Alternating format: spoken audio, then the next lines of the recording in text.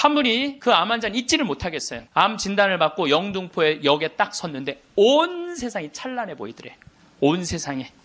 막 딱 했는데 그 리아카를, 그 박스를 그냥 묶어갖고 리아카를 끌고 가는 할아버지가 너무 멋있어 보이더래.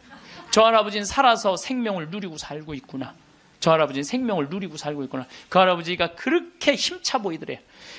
이 포장마차에서 떡볶이하고 오뎅을 끓이느냐고 땀을 흘리는 그 아줌마에 너무 부럽더래.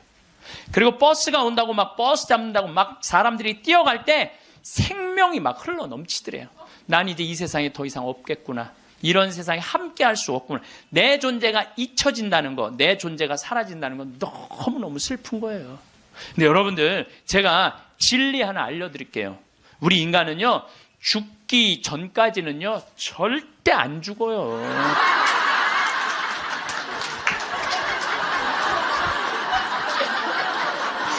아직 죽지도 않았는데 청승 떨지 말라 이거예요. 죽지도 않았는데 청승 떨지 말라는 거예요. 근데 많은 사람은 아직 죽지도 않았는데 죽은 것처럼 사는 사람들 많아요. 난 죽을 거다, 죽을 거다. 그래서 암 환자들도 두 종류가 있어요. 살아있는 동안 즐겁게 살다가 죽는 사람이 있고, 아직 죽지도 않았는데 죽은 것처럼 죽다가 살다가 죽는 사람이 있다니까요. 그래서 죽기 전까지는 절대 안 죽어요.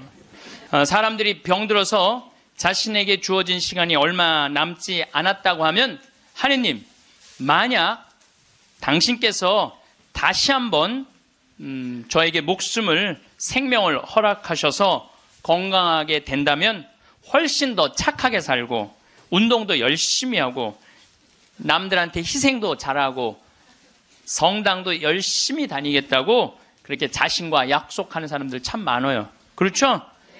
내가 본당 신부 때 키가 1m 한 70, 한 4cm 되는 처녀 아이였어요. 키도 크고 얼굴도 이쁘고. 근데 아버지가 고엽제로 돌아가셨어요. 베트남에서. 근데 그때만 해도 이게 자식한테 물림을 당한다고 그랬는데 병원에서 유방암일 가능성이 있다고. 그래갖고 이제 검사를 해놓고 한 2주 후에 결과가 나오는 거야. 근데 그 2주 동안 너무 불안한 거야. 그래서 사제관을 찾아왔어요. 신부님 너무 불안하다고. 나 암이면 어떻게 하느냐고. 나 아직 시집도 안 갔는데 아버지 그렇게 돌아가시고 어떻게 하느냐고 막 정말 눈물을 흘리면서 고통스러워하고 괴로워하는 그 아가씨가 있었어요. 그래, 우리 기도해보자. 다 암이지 않을 수 있으니까. 그 2주 후에 이 친구는 와갖고 너무 환한 얼굴로 신부님 암이 아니래요. 이 친구는 지금 거의 20년이 지난 지금도 아주 행복하게 잘 살고 지금도 1년에 한 번씩 나한테 인사를 와요. 여러분들도 병원에 갔는데 당신 암이라고 그러고 검사를 했어. 그 기다리는 기간 동안 여러분들 무슨 생각할 것 같아요? 결과 기다리는 동안 별 생각을 다 할 거예요. 내가 왜 이렇게 착하게 살지 못했을까? 만약에 내가 다시 살아난다면 일도 12시간씩 더 하고 내가 미워하는 놈 끝까지 미워하고 이런 사람은 한 명도 없을 거예요. 그렇죠? 만약에 내가 다시 살아난다면 더 착하게 살고 더 기쁘게 살고 더 사랑하면서 살겠다고 100이면 100명 다 그렇게 결심할 거예요. 내가 만약에 암이 아니라면 이런 놈들 그때 내가 그 놈을 더 괴롭혔어야 되는데 더 미워했어야 되는데 만약에 이런 마음을 죽기 전에 다시 건강해진다면 그런 마음을 갖는다면 이런 사람이 지옥에 가는 거예요. 이런 사람은. 난 이런 사람은 없다고 생각을 해요. 우리가 죽음이 아픈 건 사랑하지 못하기 때문에 아픈 거예요. 우리가 죽음이 아쉬운 건 미처 누리지 못한 행복 때문에 죽음이 아쉬운 거예요. 우리가 죽음이 괴로운 건 이 세상에서 사람으로서 꼭 해야 되는 도리를 하지 않고 이웃을 도우지 않았기 때문에 죽음이 아픈 거죠. 많은 경우 살아있을 때 우리 자매님들이 남편한테 이래요. 제발 담배 좀 끊어. 그때 안 끊다가 폐암 딱 걸려서 그때 끊는 사람들. 제발 술 좀 끊어. 그래도 안 끊다가 간암 걸려서 끊는 사람들. 이런 사람들이 가장 바보 같은 사람들이에요. 지난 2월 달에 괌에 강의를 갔다 왔는데 거긴 휴양지잖아요. 그 총회장님이 재미난 얘기를 하시더라고요. 신부님, 그 괌에 휴양지 띠 뛰는 데가 있대요. 그러면은 생전 안 보이던 사람이 어느 날부터 뛰기 시작한대요. 그럼 사람들끼리 서로 수군거린대요. 저 사람 의사가 당신 운동하지 않으면 죽는다고 얘기한 사람이다. 3개월 뛰다가 사라진대요. 죽은 거죠. 여러분들, 운동도요, 평상시에 하는 거예요. 평상시에 병 걸려서, 암 걸려서 하는 게 아니고, 뭐든지 지금 해야 돼. 사랑도 나중에 하지 말고 지금 하고, 술도 나중에 끊지 말고 지금 끊고, 담배도 어떻게? 나중에 끊지 말고 지금 끊고, 성주순례도 나중에 가지 말고 지금 가야 된다는 거예요. 사랑도 그래요. 많은 사람들이 왜 나를 아무도 사랑해주지 않지? 나 같은 거한테는 관심도 없네. 나같이 못생기고 뚱뚱하고 능력 없는 나한테 관심 가져주는 사람 하나도 없네. 이러고 맨날 울고 우울증에 걸리는 사람들이 있어요. 여러분들, 많은 사람들이 저한테 그래요. 신부님은 사랑을 많이 받아서 그런 말씀, 우리들 마음을 이해를 못한다고. 여러분들, 제가 사랑만 받을까요? 저도 노력 무지하게 해요. 사랑하려고 노력을 해요. 여러분들, 아무것도 안 하고 사랑만 해줘, 사랑만 해줘. 그런 사람 사랑스러워요, 안 사랑스러워요? 노력하는 사람이 사랑도 받는 거예요. 그냥 무조건 가만히 있는데 누가 나를 사랑해줘요? 사랑도 열심히 하면 다, 낭만적인 사람은요, 잘생기고 이쁜 사람이 낭만적인 사랑하는 거 아니에요. 내가 신부 막 됐을 때 어머니 아버지 모시고 강릉 쪽으로 놀러를 갔는데, 하여튼 부부가 놀러를 왔는데 남자는 참 잘생겼는데 여자는 도저히 아닌 얼굴이야. 근데 남편이 나한테 사진을 찍어달라고 그러는데, 여보 이리 와. 그리고 아내를 탁 앉는데 나 같으면 도저히 못 앉을 것 같은데, 그 얼굴을 보고는 그 남편은 너무 귀중하게 아내를 앉는 거예요. 그래서 사진을 찍으면서도 참 신기하다. 어떻게 저게 가능하지? 근데 한 50대 후반쯤 된 분들이었어요. 근데 제가 요즘 그 부부를 이해를 하기 시작을 해요. 요즘 그래서 그렇게 남편이 소중하게 대했구나, 이게 이해가 돼요. 왜? 가만히 생각을 해보니까 요즘 이렇게 우리 자매님들 이렇게 뭐 한 결혼 30년 된 자매님들 이렇게 보면은요, 그 남편한테 정성스럽게 하고 자식 잘 키우고 살림살이 내조한 그런 분들은요, 얼굴이 잘생기고 못생기고의 문제가 아니야. 남자가 이렇게 바라봤을 때, 그래, 나하고 함께 인생을 같이 왔구나, 그 자체로 소중한 거야. 이쁘고 그게 상관이 없더라고. 요즘 이제 나이를 먹으니까 그게 이해가 되더라고요. 그래서 그렇게 끌어안고 참 웃으면서 그 아내를 바라봤구나. 사랑은요, 잘생기고 예쁜 여자가 하는 게 아니에요. 마음이 따뜻한 사람들이 하는 게 사랑이에요.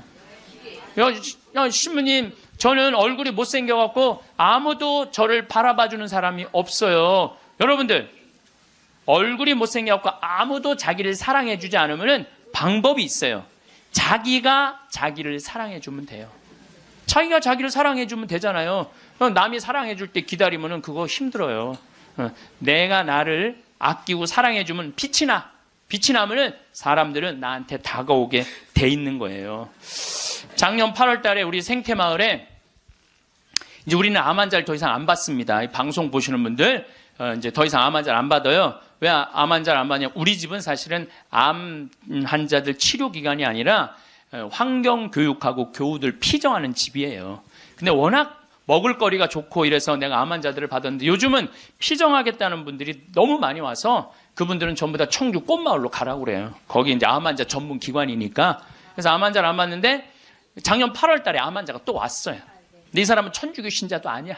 천주교 신자도 아닌데, 이 대장암이 걸렸는데, 열어보니까 직장암이 걸렸는데 대장까지 다 퍼진 거야. 그래서 의사가 다시 덮은 거예요. 그리고 딱 왔는데 몸무게가 30kg야. 30kg. 30kg면은 항암을 못 한대요. 40kg가 넘어야지 항암을 한다는 거예요. 근데 이분이 2달밖에 못 산다고 그러는데, 내가 2달 있다가 죽을 거라면 병원에서 죽고 싶진 않더래요. 그러니까 2달 동안 먹지도 입지도 못했던 거야. 이 자매가. 그래갖고 이제 생태마을에 8월 달에 온 거야. 우리 생태마을에 머물고 싶어갖고. 경치 좋은 데서 개신교 신자야. 하나님 찬양하고 죽겠다고. 응. 그래갖고 이제 내가 이제 만나러 나가려고 그랬더니 직원들이 신부님 받지 말라고. 지금 방이 예약이 이미 10월, 11월 달까지 다 차가고 그분이 받으면 안 된다고. 절대 받지 말라고 그러는 거예요. 내가 또 마음이 약해갖고 잘 받거든요. 그러니까 이제 직원들이 이제 그 마음 약해질까봐 받지 말라고. 근데 내가 딱 마당에 나가서 그 자매를 딱 봤는데 이뻐.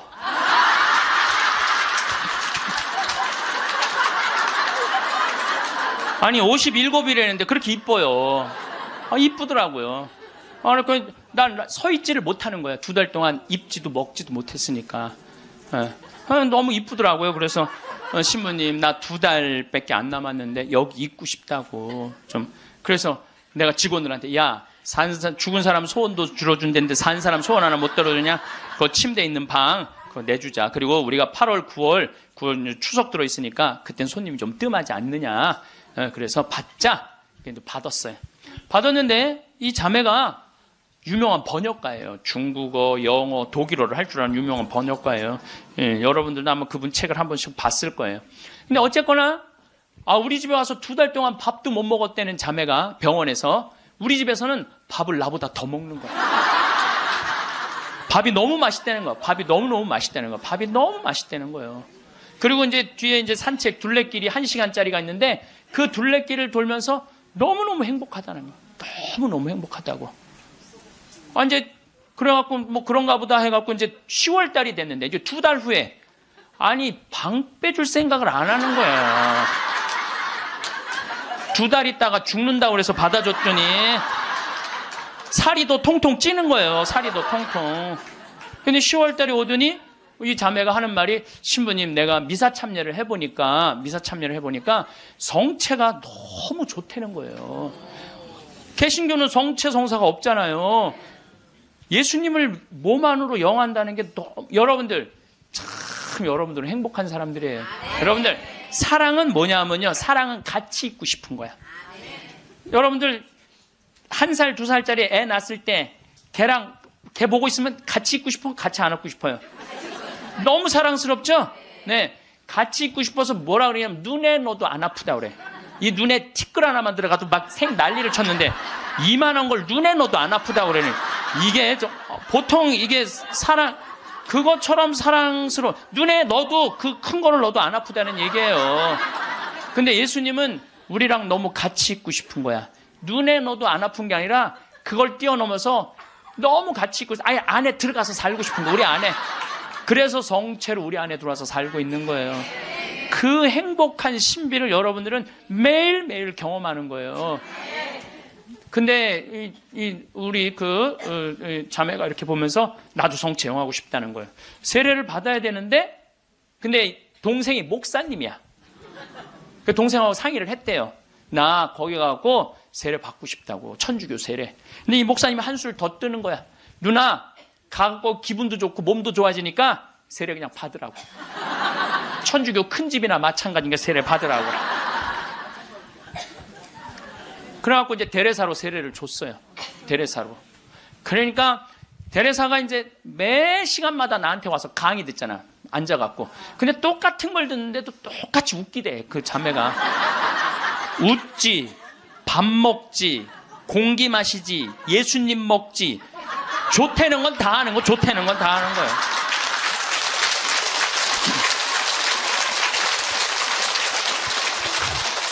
제가 시작 기도로 바친 게 이 자매가 나한테 메시지를 보낸 거예요. 네.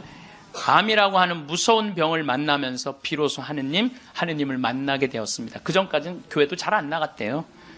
관념이나 추상적인 존재로서가 아니라 매일매일의 삶과 고통 속에서 이전에 중요하다고 생각했던 것들이 얼마나 덧없음도 알게 되었고 저를 겸손하게 만드신다는 걸 감사하고 있습니다. 이 세상에서 내가 누구인지 하느님과 나의 관계에 대해 보다 깊이 이해하게 되었습니다. 나 자신의 한계를 처절하게 경험했고 깊은 실망도 알게 되었습니다. 그럼에도 희망이 얼마나 소중한 것인지 조금 알게 된 것 같아요. 그리고 항상 사람들 속에서 서로 보살피며 살아야 한다는 것을 비로소 알게 되었습니다. 우리 생태마을에서 살면서요. 너무너무 삶을, 그리고 이분이 그런 거예요. 2달 동안 그냥 하느님 속에서 살다가 죽겠다고 찬양하면서, 그러면서 점점 건강이, 12월 달이 돼도 방 뺄 생각을 안 하는 거예요. 온몸에 암이 다 퍼졌다는 사람이. 그래서 이제 12월 마지막 제주는 내가 너무 강의가 많으니까 이제 마지막 제주는 쉬어요. 오늘부터 21일까지 하루도 안 쉬고 강의를 하는 거예요. 21일까지. 그러니까 대림 여러분들 피정한다고 그냥 여기서 부르고 저기서 부르고 그러니까 근데 예수님 내가 그래 대림 때 항상 예수님이 난 12월 10일 날 태어났으면 좋겠어. 너무 힘들어. 그래서 25일부터 30일까지는 제가 쉬어요. 근데 쉬면서 이제 평창에 이제 오늘도 새벽에 눈이 와갖고 그냥 직원들이 눈을 다 쓸었거든요. 그래서 이제 마지막 주 쉬면서 집에서 뭐 할 일이 별로 없잖아요, 또. 그러니까 우리 직원들한테 저녁 먹고, 야, 영화 보러 나가자.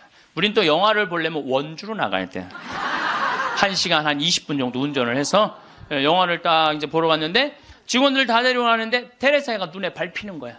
혼자 놔두고 가기가 그렇잖아요. 그 큰 건물에. 그래서 테레사도 같이 가자. 그래서 이제 테레사하고 같이 영화를 보러 갔어요. 근데 내가 영화를 보러 갔는데 영화를 잘못 골랐어.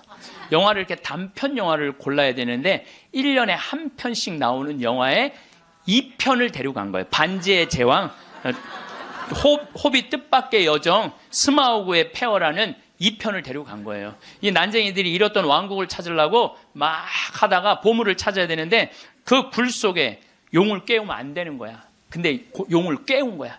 화가 난 용이 막 날개를 펼치고 이제 마을을 다 불살려고 날개를 딱 펼치고 입을 쫙 벌리다가 영화가 끝나요. 이건 이제 언제 봐야 되느냐면 내년에 봐야 되는 거, 내년에. 영화가 끝나고 데레사한테 미안하더라고. 데레사한테. 이제 언제 죽을지 모르는 데레사를 데리고 와갖고 그걸. 그래서 내가 빈말로 데레사한테 얘기했어. 데레사, 우리 내년에 누구 또 보러 오자. 난 빈말로 얘기했는데 데레사는 진지하게, 네, 신부님 또 보러 와요. 그러는 거예요. 그러나 한 1, 2월 달 해외 강의 성지순례 때문에 생태마을을 2달 동안 비웠어요. 2달 만에 왔는데, 데레사가 30kg짜리 데레사가 42kg가 된 거야. 얼굴이 삐쩍 말랐을 때도 이뻤는데 완전히 얼굴이 우리 집에 왔을 땐 흑 색깔이었는데 복사꽃 색깔로 바뀐 거야. 네. 그런데 그 데레사는 그렇게 좋아졌다가 지난 10월 마지막 주에 세상을 떠났어요. 떠났는데 이제 제가 세브란스 병원에 갔는데 그 딸 셋, 아들 하나 있는 집이에요. 근데 막내 여동생이 그 언니 마지막 임종을 지켰는데 그 목사님도 제가 만났어요. 근데 그분들이 이런 얘기를 저한테 전해주더라고요. 신부님, 우리 언니가 이제 거의 60까지 산 거죠. 이 평생 살면서 지난 1년처럼 행복했던 적이 없었다는 거예요. 너무 행복하게 살다가 세상을 떠났다는 거예요. 그리고 마지막에 이제 임종하던 날도 예수님 감사합니다. 이거를 계속 입에 계속 하면서 예수님 감사합니다. 자기 1년 동안 너무 산 게 행복했고 당신 만나러 가서 감사하다는 거예요. 계속 그러고 세상을 떠났다는 거예요. 그래서 저는 사는 것 같이 살다가 죽는 사람은 죽어도 살아요. 그렇죠? 근데 이 세상을 죽는 것 같이 사는 사람은 죽어도 죽어요. 죽어도 죽는 거예요. 그래서 데레사가 그렇게 참 예쁜 모습으로 세상을 떠나는 걸 보면서 우리가 오래 사는 게 문제가 아니야. 사는 날까지 즐겁게 사는 게 행복한 거예요. 우리 그 데레사가 마지막에 나한테 보낸 메시지가 있어요. 이거 내가 끝기도에 할 거지만 지금 다시 한번 읽어드릴게요. 누군가 제게 제일 좋아하는 게 무엇이냐고 묻는다면 즉시 하늘을 바라보는 것이라고 답할 거예요. 우리 생태마을에서 이렇게 하늘을 바라보는 모습이 너무너무 행복했대요. 하늘이 파란 하늘을 바라보는 게. 새벽 하늘, 해질녘, 하늘 낮과 밤의 하늘을요. 하늘은 늘 자유롭고 무한하며 아름다워요. 하늘을 보면 주님께 삶을 주신 그 사랑에 감격해서 울고 싶고 웃고 싶어요. 하늘을 바라볼 수 있게 하신 그 사랑이 감사합니다. 라고 이렇게 나한테 아름다운 많은 시들을 보내면서 번역가였으니까 이렇게 해서 이제 데레사는 세상을 떠났어요. 그래서 우리는 하여튼 죽기 전에 생이별하는 거, 사랑도 못하고 뭐 이래서 죽는 게 싫어. 이제 사랑도 하고 여행도 다니고 다 좋아. 그래도 죽는 게 싫어. 왜 그러냐면 존재의 사라짐 때문에 그래요. 내 존재가 이 세상에서 없어진다는 거는 너무너무 슬픈 거예요. 이건 좀 형이상학적인 문제예요. 내 존재가 사라진다는 거. 내가 40살인데 1월 달에 병원에 갔더니 의사가 당신 2달밖에 못 산다. 기껏 살아야 두 달이다. 3월 달에는 죽는다. 그럼 이 사람은요, 이때부터 울기 시작을 하는 거야. 내가 3월 달에 죽어? 나 진달래 보고 싶은데 진달래 필 때 나는 이 세상에 없겠네. 나 여의도 벚꽃 구경 가고 싶은데 벚꽃 필 때 난 이 세상에 없겠네. 나 목련 보고 싶은데 목련 필 때 난 이 세상에 없겠네. 그리고 우는 사람 참 많아요. 나 생태마을에 있으니까 암 환자들 많이 오잖아요. 예. 그래갖고 막 울며 신부님 난 아직 어디도 못 가봤고 제주도도 못 가봤고 바다도 못 가봤고 근데 나 죽는다고 막 울며 불며 하는 사람들 참 많아요. 여러분들 죽음을 미리 앞당겨서 죽지는 마세요. 살아있는 동안 삶을 즐기고 죽을 때 죽음을 받아들이는 훈련이 필요합니다. 저는 저도 뭐 아주 뭐 그런 거하고 상관없는 이 위암 아주 초기 환자였어요. 그래서 위를 3분의 1을 잘라냈어요. 근데 5년 전이죠, 이제. 그런데 내가 그리고 난 다음에 사는 게 모든 게 감사해. 살아있는 게 감사해. 살아있는 게. 내가 제일 그 삶을 많이 누리고 느끼고 살고는 있지만은 제일 행복할 때가 언제냐면은 이제 아침에 읍내 목욕하러 나가요. 이제 우리는 읍내 목욕탕 이제 한 8km 되니까 운전을 한 10분 정도 하면은 목욕탕에 6시에 딱 가면은 우리 또 시골은요 전날 청소하는 사람이 다 탕을 닦아놓고 물을 안 받아놓고 가요. 내가 딱 가면은 탕에 물을 내가 제일 먼저 물을 틀어서 물을 받아. 그래갖고 이제 물을 받아갖고 샤워를 하고 탕 안에 그 제일 깨끗한 첫물에 몸을 쫙 담그면은요 온몸이 너무 편안한 거야. 거기서 이제 묵주기도 5단을 일단 하고 묵주기도 5단을 하고 이제 나와서 다 운전을 하고 그 평창 읍내에서부터 우리 집까지 오는 길이 내내 옆에 강이 있어요. 탁 하면요 아침에 물 한 개가 산에 쫙 걸려 있고 백로가 쫙 날아가고 강물 소리 듣고 그 바람을 맞고 있으면요 살아있는 게 이렇게 행복한 거구나. 이게 돈 드는 일이 아니에요. 우리가 삶을 얼마든지 누리고 느끼고 생명을 누리고 살 수 있어. 우리가 그걸 할 줄 모르는 게 문제인 거예요. 할 줄 모르는 게. 여러분들도 오늘 이렇게 와서 강의 들으니까 삶이 생명감이 좀 느껴지지 않아요? 네. 그래서 집에 있으면 안 되는 거예요. 집을 나가야 되는 거 무조건. 네. 집에 있으면 우울증밖에 걸릴 게 없는 거예요.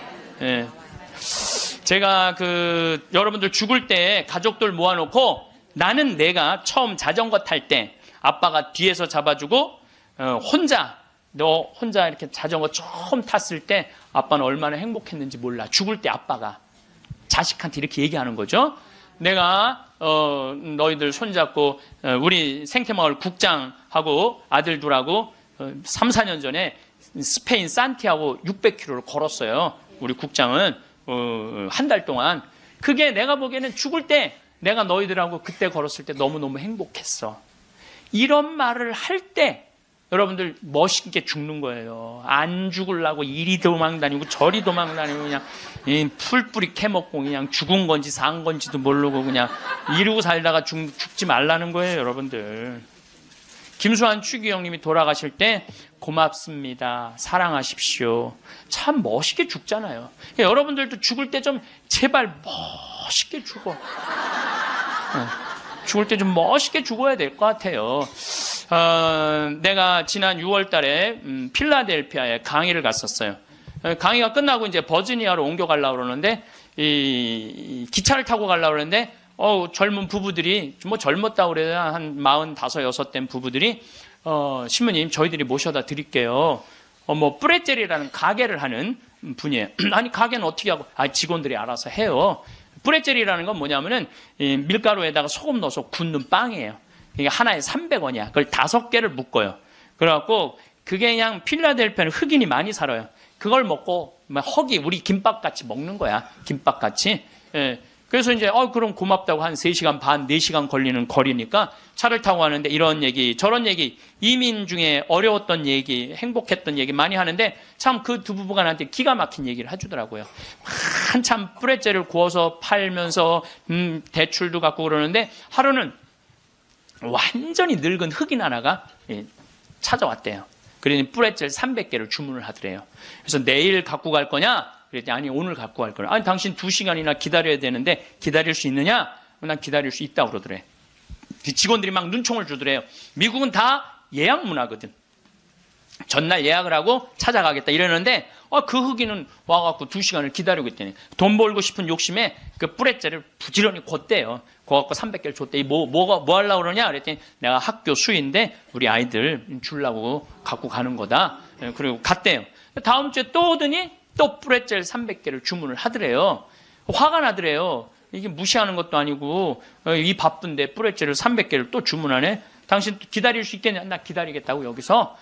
그래갖고 고소 줬대. 근데 그 다음 주에 또 오더니 뿌레째 300개를 또 고달라고 그러더래. 그래서 물어봤대요. 너 이름이 뭐냐? 그랬더니 미스터 윌리래. 미스터 윌리. 미국이 지금 예약 문화인데 당신은 왜 예약도 안 하고 우리를 힘들게 하느냐? 그랬더니 미스터 윌리란 늙은 흑인이 하는 말이 나는 예약을 할 수 없는 사람이다.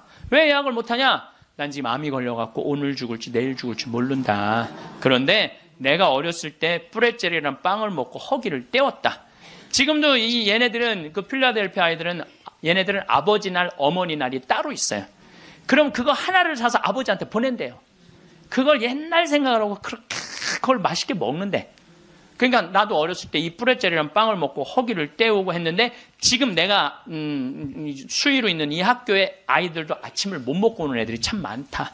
그래서 내가 마지막에 죽기 전에 그럼 너 학교 심부름이 아니냐? 그랬더니 심부름이 아니다. 내 돈으로 마지막에 이 아이들한테 거의 $300나 되는 돈을 계속 해갖고 아이들한테 나눠주는다는 거예요. 그래서 나는 언제 죽을지 모르기 때문에 예약을 할 수가 없다. 그리고는 다시는 안 왔대요.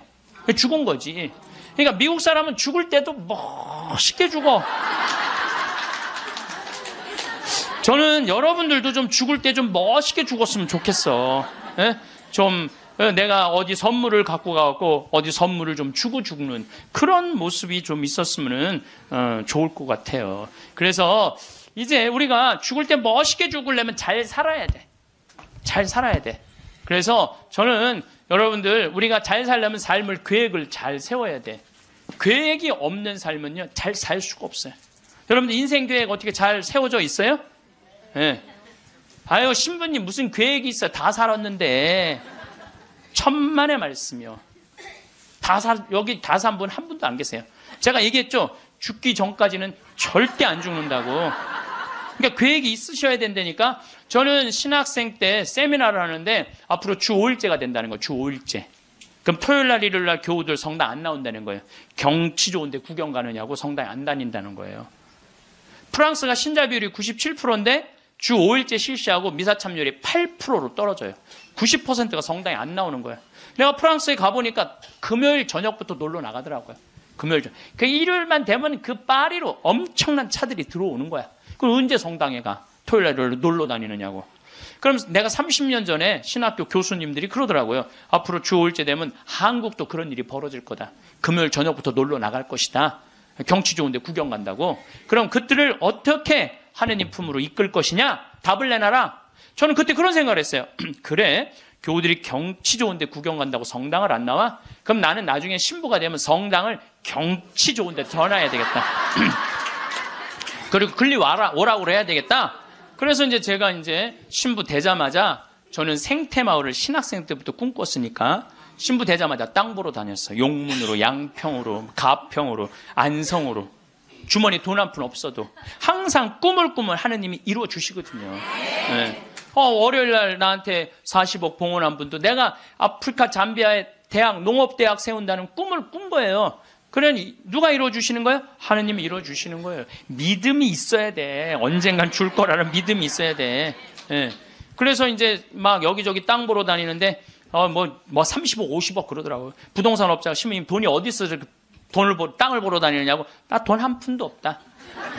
대신 꿈이 있다, 꿈이. 그래서 이제 이제 교구청에서 내가 하도 그렇게 뛰어다니니까 주교님이 부르더니 강원도 평창에 땅이 15,000평이 있다는 거, 15,000평. 그거를 꾸며보라는 거예요. 그래서 제가 30살에서부터 그걸 꾸미기 시작을 한 거예요. 본당 신부 하면서. 뭐 집에 들어오면 새벽 2, 3시 늘 그랬어요. 다 본당 사목하고 집에 들어오고 그러니까.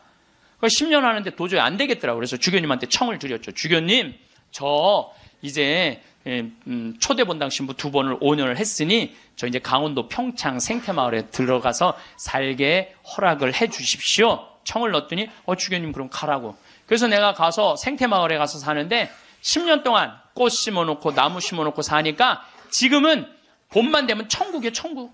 얼마나 꽃이 피면 아름다운지 몰라요. 산수유 피고 개나리, 진달래, 마로니에, 목련, 벚꽃, 찔레꽃, 이팝꽃, 조팝꽃 이런 거 피면은 꽃동산이에요. 꽃동산. 얼마나 아름다운지 몰라요. 그래갖고 마당에 딱 서면 강이 쫙 내려다 보이니까 얼마나 좋아요. 사람이요, 여러분들 산이 하나 보이는 데 사는 사람은 그냥 그런 데서 사는 거래요. 근데 산이 3겹이 겹쳐서 보이는 데서 살면은요, 좋은 땅에서 사는 사람이라는 거예요. 근데 산이 한 5겹 겹쳐 보이는 데서 사는 사람은 명당에서 산다는 거예요. 근데 산이 한 7겹 겹쳐 보이면은 대명당. 대신 내려다 보여야 돼, 그 산이. 내려다 보면 대명당에 사는 거야. 근데 우리는 여기 쓰면은 치악산 그 자락까지 보니까 12겹까지 보여, 12겹까지. 그리고 거기에 강 하나 흘러주면은 그건 말할 것도 없대는데 앞마당에. 그러니까 딱 마당에 딱 서 있으면은요, 얼마나 행복한지 몰라요. 이렇게 내가 50살이 된 거야. 그리고 밤하늘의 별이, 여러분들 우리 대레사도 별 얘기 했잖아요. 별이 얼마나 아름다운지 몰라요. 그러니까 우리 여기 남산이 278m야. 근데 우리 생태마을은 325m야. 그러니까 강의 끝나고 밤 11시, 12시에 가면요, 하늘을 보면요, 지금은 이제 오리온, 황소자리, 마차부자리, 카시오페아, 북두칠성, 별똥별이 떨어지잖아요? 별똥별 꼬리 타는 소리가 들려요. 별똥별 떨어질 때. 뻥이 아니라니까. 떨어질 때, 따다다다다다 이러면서 떨어요. 따다다다다. 참. 이렇게 내 청춘 50이 됐어, 내가. 그랬더니 교구청에서 부르더니 황 신부님, 그 평창 생태마을 꾸민 경험을 가지고 여주의 땅이 15만 8천 평이 있대. 15만 8천. 여기 10배야. 평창보다 10배. 그거를 좀 꾸미라는 거. 4년 전에. 그래갖고 내가 여주 이제 군청에 들어갔더니 신부님 거기는 안 되는 데라는 거예요. 안 되는. 왜 안 되느냐? 여기는 수질관리 지역이기 때문에 한강 2km밖에 안 남았기 때문에 여기는 이렇게 큰 건물을 허가를 해줄 수가 없다는 거예요. 난 너무 하고 싶은데 허가 받을 수 있는 길이 뭐냐? 그랬더니 국회에 올라가래. 국회에서 해결해 줘야 된대. 우린 또 그렇게 되면 바로 해요. 국회 갔어요.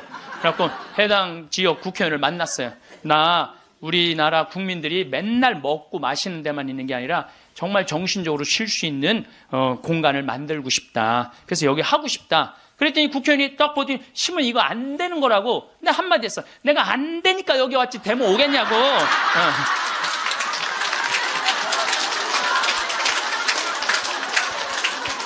그때 마침 그 국회의원이 아주 열심한 천주교 교우였어. 고민을 많이 하더라고요. 그러더니 그러면은 군수님하고 얘기를 해보고 연락을 드리겠다고. 그래서 이제 기다렸죠. 일주일 후에 연락도 빨리 오더라고. 아주 능력 있는 국회의원이야 보니까. 전화 오대. 신부님, 우리가 군수님하고 거기 이제 폐수 처리 용량이라는 게 있어요. 그거를 할당을 해주기로 했다고. 열심히 해보시라고. 나는 그냥 그러면 끝나는 줄 알았어요. 너무 좋았는데 이게 또 이제 다시 허가 기간이 경기도청으로 넘어가는 거야. 경기도청에 가니까 이게 또 난감한 거야. 근데 마침 내가 또 경기도 기관장들한테 아침 먹고 하는 강의를 했었어요. 도지사 있고 법원장, 경찰청장, 무슨 세무서장, 국회의원들, 무슨 시장들 다 모였는데 강의를 아침에 하는데 끝나고 난 다음에 도지사님이 차 한 잔 마시자고 그래서 마시면서 이 도지사님이 그러더라고요. 신부님, 되게 기관장들이기 때문에 아침 먹고는 다 간대. 근데 끝까지 들은 게 신부님이 처음이라는 거야. 신부님 너무너무 우리한테 유익한 강의를 해줘서 너무너무 감사하다고. 혹시 필요한 거 있으면 말을 하라고. 내가 필요한 거 있다고. 나 필요한 거 있다. 내가 지금 여주에 생태마을을 꾸미는데 이게 너무 힘들다. 그랬더니 딱 도지사님 다 알아듣더니 바로 환경국하고 얘기를 하더니 막 행정실장 부르더니 일사천리로 그 자리에서 또 군수님한테도 전화해갖고 신부님 하는 일 도와주라고. 그래서 너무 나는 또 그러면 끝나는 줄 알았어. 그랬더니 그거보다 더 어려운 기관이 뭐냐면은 한강유역관리청이에요. 거기서 부정적인 의견이 나오면 안 되는 거예요. 거기 갔는데 안 된다는 거예요. 다 안 된다는 거 하여튼 다 안 된다는 거예요. 그래서 갔는데 그 이제 판시관이 7급 공무원인데 여자야. 남자는 이렇게 쑤시고 저렇게 쑤시면 어떻게 되는데 여자는 뭐 어떻게 할 길이 없잖아요. 그래갖고 신부님 여기는 안 되는 이유를 쭉 설명을 하더라고. 그런데 난 여기 너무 하고 싶다. 생태 공원도 조성하고 맨날 내가 프랑스 떼제 공동체를 가보니까 한 주에 3,000명씩 와서 피정을 하고 가는 거예요. 한 주에 3,000명. 그러니까 걔네들은 정신적인 훈련을 너무너무 많이 하는 거예요. 근데 우리나라는 그런 데가 거의 없는 거야. 그래서 우리 천주교 교우들도 그래서 저 여주는요 피정 기간이 월요일부터 주일이야. 일주일 동안 하는 거야. 일주일 동안. 그래서 찬송도 하고 미사 참례도 하고 강의도 듣고 밭에 나가고 잠깐 일도 하고 이런 얼마나 여러분들 시간 많잖아. 그러니까 가격은 최대한 낮추면서 우리 교우들이 그런 정신적인 걸 하고 싶다. 그랬더니 신부님 사실 저는 신자도 아니고 우리 엄마 아버지도 신자가 아닌데 신부님 우리 엄마 아버지가 평화방송만 본다는 거예요. 신부님 강의만. 자기도 몇 번 봤대.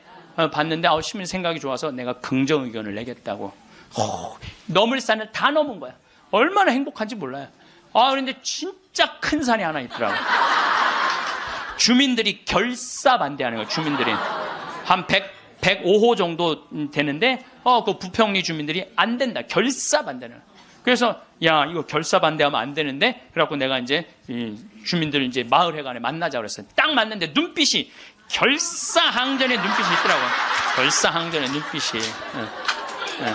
그래서 그러면 한번 왜 반대하시는지 말씀을 해보라고. 근데 여러분들 우리가요 협상을 할 때는요 먼저 말하면 안 돼요. 항상 상대방이 어떤 지금 기분으로 반대를 하는지 얘기를 들어봐야 돼. 그래서 내가 또 생명을 살리는 말씀 말 작년에 강의할 때 대화하는 방법 알려줬잖아요. 내가 그렇게 1년을 말을 했는데 대화를 못 하겠어요. 그래서 이제 겸손하게 앉아서 어르신들이 말씀하시는데 말씀 다 맞는 말씀이더라고요. 그리고 말씀을 들을 때는 눈빛을 깔아야 돼. 일단 이렇게. 그리고 말씀할 때마다 어떻게 고개를 끄덕여야 돼요. 이게 존중이에요. 존중. 1시간 동안 제가 계속 맞는 말씀이라고 의견을 받아들이겠다고 맞는 말씀이라고 받아들이겠다고 이제 다 얘기하고 그럼 신부님 여기다 왜 하려고 그러느냐고 내가 또 이제 말할 기회를 주신 거 아니에요. 내가 또 일단 말을 하면 이게 얼마나 대단해요. 그래서 30분 말씀을 드렸지. 30분 말씀을 드렸더니 주민들이 눈빛이 싹 풀리더라고요. 그러면은 신부님 한번 해보시라고. 근데 내가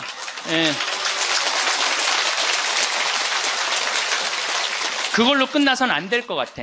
그래서 저는 강원도도 이런 생태마을을 하는데 내가 주민들을 초청하고 싶다고 초청을 해서 이런 생태 이게 나쁜 게 아니고 정말 생명을 살리고 싶은 그런 마음으로 건강한 먹을거리를 만들고 싶은 마음으로 하는 거니까 한번 와서 보시라고. 이제 주민들을 이제 우리 생태마을에 모셨어요. 근데 그날따라 피정객들이 엄청나게 온 거야. 그날따라. 그래갖고 막 우리 지역 농산물 다 유통을 하거든요. 지역 동네 뭐 여기 영월 평창에 있는 농산물들 뭐 하다못해 꿀까지도 다 우리 집에 들어오면 피정객들이 와서 다 사가니까. 그러니까 지역 농산물들을 다 유통을 해주니까 얼마나 좋아요. 그걸 보더니 제가 바로 저런 거 여러분들 거기 이제 옥수수, 감자, 고구마 많이 심거든요. 이런 거 다 유통시켜 주려고 지금 그러는 거다. 주민들이 보더니 우리하고 함께 하려고 그러는 거야. 그래서 주민들이 서명까지 다 해줬어. 서명까지.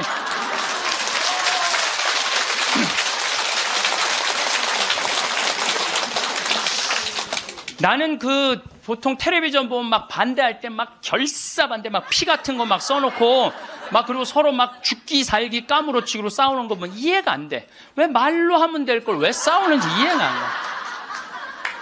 나도 양보할 걸 많이 양보를 했어요. 왜냐하면 거기에 주민들이 나는 그 산을 좀 넓은 농토를 하려고 하는데 산을 보존해달라고 그러더라고. 맞는 말씀이잖아요.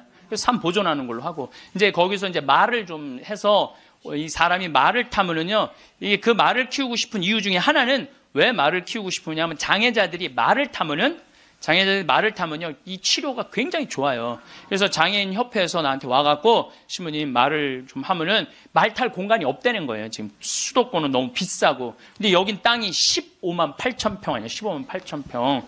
그러니까 좀 해달라고 그래서 그거 하려고 그러는데 말 똥 냄새가 마을에 오면 불편하다. 그것도 내가 포기했어요. 그러니까 원하는 걸 다 해준 거죠. 뭐 내 것만 한데 협상이라는 거죠. 내 걸 포기하는 게 협상이에요. 네, 그래갖고 이제 아마 내년부터 이제 생태마을을 이제 꾸미게 될 거예요. 그러니까 난 60살까지 일이 기다리고 있는 거예요. 60살까지. 남들은 60살 되면 명퇴한다, 조퇴한다 그러는데 나는 일이 기다리고 있으니까 얼마나 좋아. 사람은요, 꿈꾸는 사람이 행복한 거예요. 꿈꾸는 사람이. 여러분들 과거에 매달린 사람 불행한 사람. 과거. 내가 그때 이 인간을 만나지 말았어야 되는데. 여러분들 그거 후회해봐야 그 인생 돌이켜져요? 돌이켜지는 게 아니에요. 우리가 과거에 매달린 사람이 우울증에 걸린다니까요. 그때 내가 삼성전자 주식을 사뒀어야 되는데 3만 원 할 때 사뒀어야 돼. 3만 원 할 때 3만 원 할 때 사뒀으면은 지금 150만 원 왔다 갔다 하잖아요. 3억 저기 막 3억 원어치 사놨으면 150억 된 거 아니야. 150억. 여러분들 아까도 말씀드렸지만 과거에 집착하는 사람은요 불행한 사람이에요. 과거에 내가 아주대학 환경공학과 대학원 다녔거든요. 거기 너무너무 재미난 일거리가 있어요. 하나가 뭐냐면은 그 옆에 유신고등학교라고 있었어요. 근데 지금은 아주 좋은 고등학교였는데 처음에 이제 막 그 지역에서 막 시골에서 이제 온 애들이 꼴뚱한 애들이 참 많은 거예요. 그러니까 담임 선생님이 그랬대요. 이 바보들아, 저기 이 등록금 학비 이거 있으면 앞에 땅, 그때 고기가 한 평에 100원 했거든요. 30년 전 이거나 사두라고, 이 바보들아. 맨날 선생님 그랬대요. 그런데 30년이 지난 지금 거기는 한 평에 3천만 원이야. 이제 난 애 나이 한 4-5살 위아래 그때 공부 못했던 애들이 이런 말을 하는 거. 그때 담임 선생님 말을 들었어야 되는데. 여러분들, 그럼 30년 전으로 돌아갈 거야? 어떻게 할 거야? 과거에 매달린 사람은 불행한 사람이에요. 미래를 꿈꾸는 사람이 행복한 거예요. 미래를 꿈꾸는 사람. 계획이 있어야 된다는 거예요. 삶에는 계획이 있어야 된다는 거예요. 그래서 여러분들은 어떤 계획을 갖고 계시냐, 이 자세한 얘기는 다시 다음 시간에 하겠습니다. 제가 우리 대레사가 이게 거의 마지막 한 달 전에 저한테 보낸 거예요. 이제 혼수 상태로 들어가기 전에 보낸, 아까 읽어드린 걸로 마침 기도를 바치겠습니다. 암이라고 하는 무서운 병을 만나면서 비로소 하느님을 만나게 되었습니다. 관념이나 추상적인 존재로서가 아니라 매일매일의 삶과 고통 속에서요. 이전에 중요하다고 생각했던 것들이 얼마나 덧없음도 알게 되었고 저를 겸손하게 만드신다는 걸 감사하고 있습니다. 이 세상에서 내가 누구인지 하느님과 나의 관계에서 보다 깊이 이해하게 되었습니다. 내 자신의 한계를 처절하게 경험했고 깊은 실망도 알게 되었습니다. 그럼에도 희망이 얼마나 소중한 것인지 조금 알게 된 것 같아요. 그리고 항상 사람들 속에서 서로를 보살피며 살아야 한다는 것을 비로소 알게 되었습니다. 누군가 제게 제일 좋아하는 게 무엇이냐고 묻는다면 즉시 하늘을 바라보는 것이라고 답할 거예요. 새벽 하늘, 해질녘 하늘, 낮과 밤의 하늘을요. 하늘은 늘 자유롭고 무한하며 아름다워요. 하늘을 보면 주님께 삶을 주신 그 사랑에 감격해서 울고 싶고 웃고 싶어요. 하늘을 바라볼 수 있게 하신 그 사랑에 감사합니다. 많은 분들이 과거를 돌아보며 아쉬워하거나 미래를 걱정하며 불안해하지만 정작 우리가 진짜 살 수 있는 시간은 지금뿐입니다. 이 진실을 깨닫는 순간 삶은 완전히 다른 색깔로 빛나기 시작합니다. 우리는 종종 특별한 무언가를 기다리며 시간을 보냅니다. 더 나은 상황, 더 좋은 조건, 더 완벽한 타이밍을 기다리죠. 하지만 삶은 기다리는 사람에게 멈춰 서지 않습니다. 오히려 지금 이 순간을 온전히 받아들이고 살아가는 사람에게 풍요로운 경험을 선물합니다. 생각해보면 우리가 진정으로 행복했던 순간들은 대부분 지금에 충실했을 때입니다. 반대로 아무리 좋은 상황에 있어도 마음이 다른 곳에 가 있으면 그 시간은 텅 빈 채로 지나가 버립니다. 지금을 산다는 것은 단순히 현재에 머무는 것만을 의미하지 않습니다. 지금 이 순간 내가 할 수 있는 선택을 하고 내가 줄 수 있는 사랑을 주고 내가 느낄 수 있는 감사를 느끼는 것입니다. 누군가에게 미뤄뒀던 전화 한 통, 마음속에 담아뒀던 고마운 말 한마디, 하고 싶었던 작은 시도 하나. 이런 것들을 지금 실행에 옮기는 순간 우리 삶은 조금씩 앞으로 나아갑니다.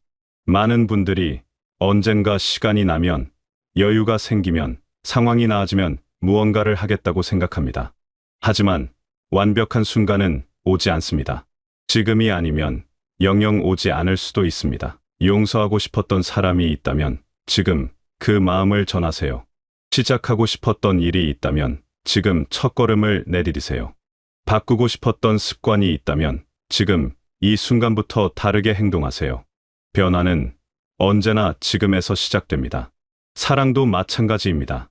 가족에게, 친구에게, 자신에게 전하고 싶었던 사랑의 마음이 있다면 지금 표현하세요. 내일은 늦을 수도 있습니다. 표현하지 않은 사랑은 마음속에 갇혀 아무런 힘을 발휘하지 못합니다. 하지만 지금 전한 따뜻한 말 한마디는 상대방의 하루를 밝게 만들고 여러분 자신의 마음도 풍요롭게 만듭니다. 사랑은 지금 주고받을 때 비로소 진짜 사랑이 됩니다. 감사 또한 지금의 산물입니다. 우리는 너무 쉽게 당연한 것들을 지나칩니다. 아침을 맞이할 수 있는 것, 숨을 쉴 수 있는 것, 걸을 수 있는 것, 보고 듣고 느낄 수 있는 것. 이 모든 것이 사실은 기적 같은 일입니다. 지금 이 순간 여러분이 가진 것들을 한번 돌아보세요. 건강, 관계, 작은 일상의 평화. 이것들이 얼마나 소중한지 깨닫는 순간 삶 전체가 감사의 빛으로 물듭니다. 감사하는 마음으로 하루를 시작하면 평범한 일상이 특별해집니다. 같은 밥을 먹어도 그 맛이 더 깊게 느껴지고 같은 길을 걸어도 주변 풍경이 더 아름답게 보입니다. 감사는 우리가 가진 것을 늘리지 않지만 우리가 느끼는 풍요를 몇 배로 키웁니다. 이것이 바로 감사의 힘입니다. 지금 이 순간 감사할 것을 하나씩 떠올려 보세요. 그 마음이 쌓이면 여러분의 하루는 기쁨으로 가득 찰 것입니다. 행복은 거창한 성취나 특별한 사건에서만 오지 않습니다. 오히려 평범한 순간들 속에서 지금 이 자리에서 우리가 얼마나 감사하고 사랑하며 살아가느냐에 따라 결정됩니다. 아침 햇살이 방 안으로 들어오는 순간, 따뜻한 물로 샤워하는 순간, 좋아하는 음식을 먹는 순간, 편안한 잠자리에 누워 하루를 마무리하는 순간. 이 모든 순간이 사실은 축복입니다. 많은 분들이 행복을 미래의 어떤 시점에 놓습니다. 무언가를 이루면, 어딘가에 가면, 누군가를 만나면 행복할 거라고 생각하죠. 하지만 그렇게 미래에 걸어둔 행복은 언제나 다시 미래로 밀려납니다. 진짜 행복은 지금 여기에서 찾아야 합니다. 지금 가진 것에 만족하고, 지금 함께한 사람들에게 감사하고, 지금 할 수 있는 일에 최선을 다하는 것. 이것이 행복으로 가는 가장 확실한 길입니다. 그렇다고 지금만 보고 살라는 뜻은 아닙니다. 내일을 준비하고 미래를 계획하는 것도 중요합니다. 다만 그 계획과 준비를 지금 이 순간에 하라는 것입니다. 미래를 걱정만 하며 아무것도 하지 않는 것과 미래를 위해 지금 할 수 있는 일을 하나씩 해나가는 것은 완전히 다릅니다. 지금의 작은 행동들이 쌓여서 내일을 만듭니다. 자신을 사랑하는 것도 지금 해야 할 일입니다. 많은 분들이 자신에게 너무 가혹합니다. 완벽하지 못한 자신을 끊임없이 채찍질하고 부족한 점만 바라보며 자책합니다. 하지만 여러분은 이미 충분히 가치 있는 존재입니다. 완벽하지 않아도 괜찮습니다. 실수해도 괜찮습니다. 느리게 가도 괜찮습니다. 지금의 여러분을 있는 그대로 받아들이고 사랑하세요. 자신을 사랑한다는 것은 자신에게 관대해지는 것입니다. 실수했을 때 자책하는 대신 배움의 기회로 삼고 부족한 점이 보일 때 비난하는 대신 성장할 수 있는 영역으로 바라보는 것입니다. 자신에게 따뜻한 말을 건네고 자신의 노력을 인정하고 자신의 존재 자체를 소중히 여기는 것입니다. 이런 자기 사랑이 있을 때 비로소 다른 사람도 진정으로 사랑할 수 있습니다. 자신을 사랑하는 사람은 여유가 있습니다. 다른 사람의 시선에 흔들리지 않고 비교에 괴로워하지 않으며 자신만의 속도로 삶을 걸어갑니다. 이런 여유는 주변 사람들에게도 편안함을 줍니다. 자신을 사랑하는 사람 곁에 있으면 나도 모르게 마음이 편해지고 자신감이 생깁니다. 여러분이 자신을 사랑하는 것은 여러분뿐 아니라 여러분을 사랑하는 모든 사람을 위한 일이기도 합니다. 지금 이 순간 자신에게 물어보세요. 나는 나를 얼마나 사랑하고 있는가? 나는 나에게 얼마나 친절한가? 만약 자신에게 가혹했다면 지금부터라도 태도를 바꾸세요. 자신에게 다정한 말을 건네고 자신의 작은 성취를 축하하고 자신에게 필요한 휴식을 주세요. 이것이 바로 지금 여러분이 자신에게 줄 수 있는 가장 큰 선물입니다. 과거는 이미 지나갔습니다. 아무리 후회해도 바꿀 수 없습니다. 과거의 실수나 잘못된 선택을 붙잡고 있으면 지금의 소중한 시간만 낭비됩니다. 과거는 교훈으로 삼되 거기에 머물지 마세요. 지금 이 순간부터 다르게 살면 됩니다. 과거의 나와 지금의 나는 다른 사람입니다. 지금의 나는 과거보다 더 많이 알고 더 성숙하고 더 지혜로워졌습니다. 과거를 놓아주는 것은 쉽지 않습니다. 특히 아픈 기억이나 후회스러운 일들은 자꾸만 떠오릅니다. 하지만 그럴 때마다 부드럽게 자신에게 말하세요. 그건 이미 지나간 일이고 나는 지금 여기에 있다고. 과거의 고통을 반복해서 되새기는 것은 스스로에게 상처를 주는 일입니다. 대신 그 경험에서 배운 것을 떠올리고 그 덕분에 지금의 내가 더 단단해졌음을 인정하세요. 미래에 대한 걱정도 마찬가지입니다. 아직 일어나지 않은 일을 걱정하며 불안해하는 것은 지금의 평화를 해칩니다. 물론 미래를 대비하는 것은 필요합니다. 하지만 대비와 걱정은 다릅니다. 대비는 지금 할 수 있는 구체적인 행동이고 걱정은 막연한 불안 속에서 에너지만 소모하는 것입니다. 미래가 걱정된다면 지금 무엇을 할 수 있는지 생각하고 실행하세요. 그것이 불안을 줄이는 가장 효과적인 방법입니다. 내일을 향한 기대와 계획은 삶에 활력을 줍니다. 하고 싶은 일, 이루고 싶은 목표, 만나고 싶은 사람, 가보고 싶은 곳, 이런 것들을 생각하며 계획을 세우는 것은 즐거운 일입니다. 미래를 향한 긍정적인 기대는 지금을 더 의미 있게 만듭니다. 내일을 위해 오늘 무엇을 할 것인가를 생각하면 지금의 행동에 방향이 생깁니다.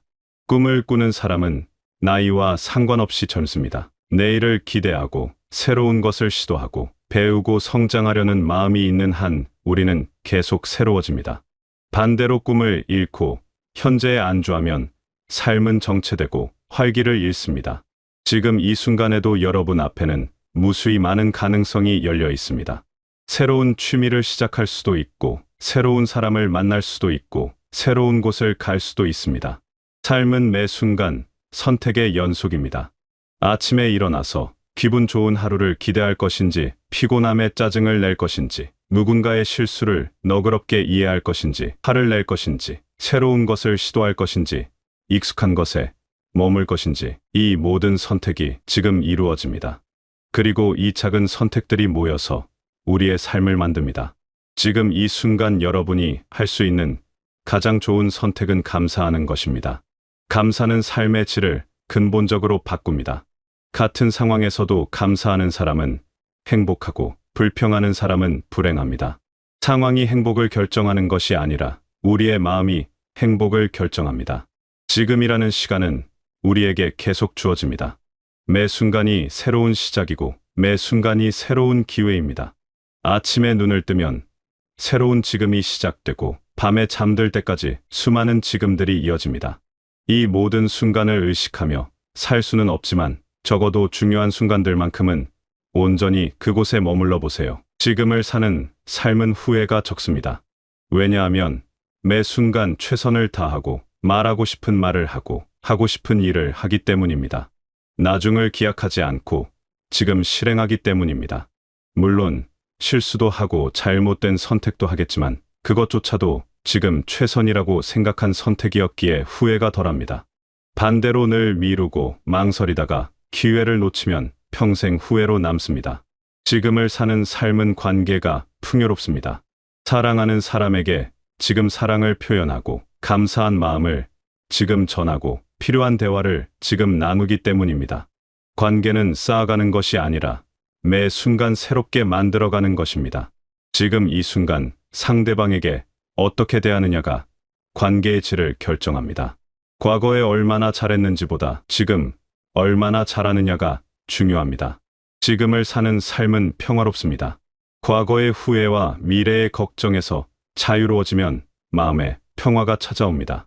지금 이 순간 여러분이 안전하고 숨을 쉬고 있고 기본적인 것들이 충족되어 있다면 그것으로 충분합니다.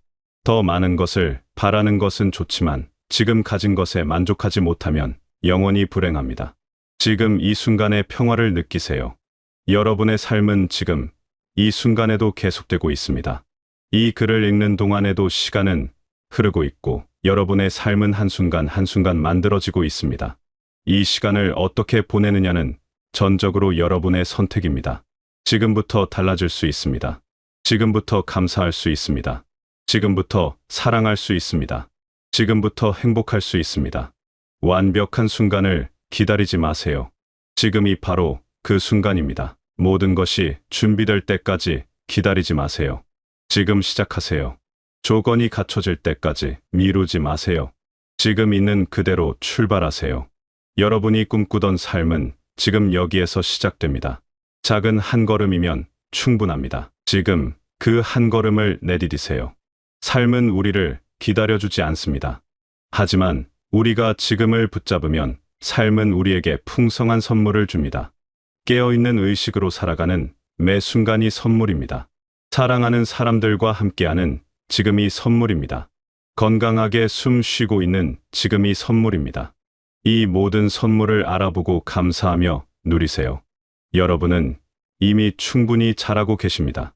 완벽하지 않아도, 때로 실수해도, 느리게 가도 여러분은 충분히 가치 있는 존재입니다.